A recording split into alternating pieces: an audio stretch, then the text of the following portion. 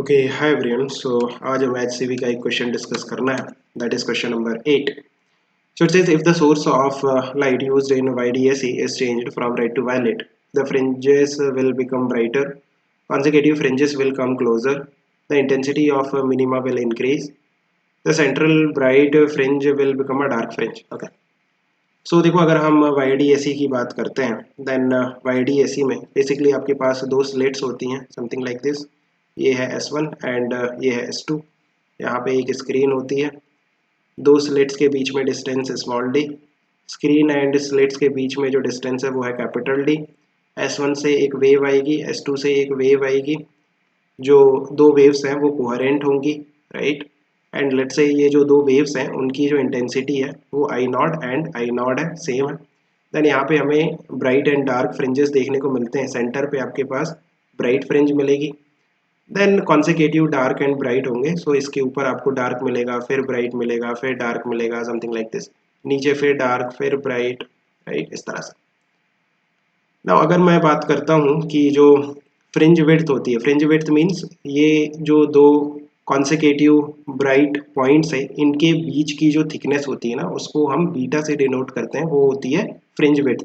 उसका फॉर्मूला निकल के आता है lambda capital D divided by small D. And आप देखो जो इंटेंसिटी होती है किसी भी पॉइंट पे वो आती है 4I0 cos स्क्वायर 5/2, राइट. ये वो चीज़ें हैं जो कि आपको पहले से आनी चाहिए इस क्वेश्चन को करने के लिए.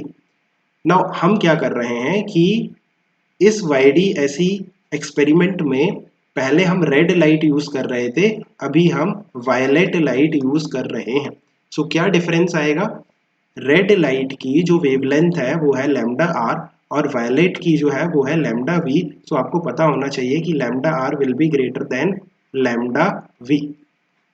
जो रेड है ना, रेड लाइट, उसकी जो वेवलेंथ है वो ज़्यादा होती है वायलेट लाइट की वेवलेंथ से. वेबग्योर की अगर आप बात करो, ये जो 7 कलर हम पढ़ते हैं वेबग्योर में, लेफ्ट टू राइट जाने पे जो वेवलेंथ है वो इंक्रीज होती है. मैक्सिमम वेवलेंथ किसकी होगी? रेड की. मिनिमम किसकी होगी? वायलेट की. सो पहले हम क्या कलर यूज कर रहे थे? Red, right. अभी क्या यूज कर रहे हैं? वायलेट. सो इट मीन्स पहले मैक्सिमम वेवलेंथ यूज कर रहे थे, अभी मिनिमम वेवलेंथ यूज कर रहे हैं. इट मीन्स जो वेवलेंथ है वो हमने कम कर दी. ना वेवलेंथ के कम होने पे आप देखो कि जो बीटा है, फ्रिंज विड्थ है, वो कम होगी, बिकॉज कैपिटल डी और स्मॉल डी वो तो कांस्टेंट है इस सेटअप के लिए, राइट. कैपिटल डी और स्मॉल डी तो ज्योमेट्री पे डिपेंड कर रहे हैं, तो वो कांस्टेंट हो गए फॉर अ गिवन अरेंजमेंट. सो जो बीटा है वो लैम्डा पे डिपेंड करता है. अगर आपका जो लैम्डा है वो कम हो रहा है, अगर आपका जो लैम्डा है वो कम हो रहा है, कम क्यों हो रहा है? बिकॉज अब रेड से हम वायलेट लाइट यूज करेंगे ना, तो लैम्डा कम हो गया. सो दैट्स वाई जो बीटा है, फ्रिंज विड्थ, वो भी कम होगी.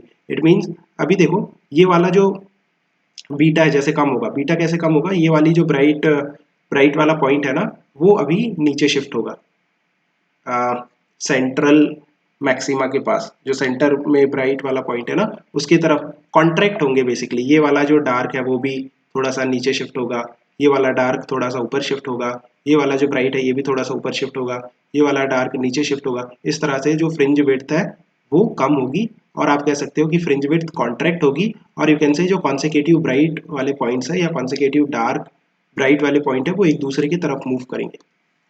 सो जो ऑप्शन बी है ना, उसका सिंपल सा मीनिंग यही है, कॉन्सेकेटिव फ्रिंजेस विल कम क्लोजर. इसका सिंपल सा मीनिंग यही है कि जो फ्रिंज विड्थ है वो कम हो रही है ना, कॉन्सेकेटिव फ्रिंजेस विल कम क्लोजर, और फ्रिंज विड्थ कम होना सेम चीज़ है. ऑप्शन बी सही हो गया. ऑप्शन ए कहता है कि the fringes will become brighter. Option C कहता है the intensity of minima will increase. तो आप देखो कि जो इंटेंसिटी है वो तो आई नॉट पे डिपेंड कर रही है ना, आई नॉट पे. आई नॉट क्या है? S1 से जो वेव आ रही थी उसकी इंटेंसिटी, और यू कैन से S2 से जो वेव आ रही थी, जो दो स्लेट्स हैं उनसे जो वेव आ रही थी उनकी इंटेंसिटी. सो आप देखो कि ये जो दो स्लेट्स है इनसे जो लाइट आएगी उनकी जो इंटेंसिटी होगी वो डिपेंड करती है, ये जो दो स्लेट्स है ना इनकी थिकनेस पे. किस कलर की लाइट आ रही है उस पर डिपेंड नहीं करती. अगर ये जो स्लेट्स हैं इससे रेड कलर की लाइट आ रही है तब भी उसकी इंटेंसिटी आई नॉट थी, अभी वायलेट कलर की लाइट आ रही है तब भी उसकी इंटेंसिटी आई नॉट ही रहेगी, बिकॉज जो इंटेंसिटी है वो डिपेंड करती है स्लेट्स की थिकनेस पे. इनफैक्ट डायरेक्टली प्रोपोर्शनल होती है, वो आपको थोड़ा सा पता होना चाहिए.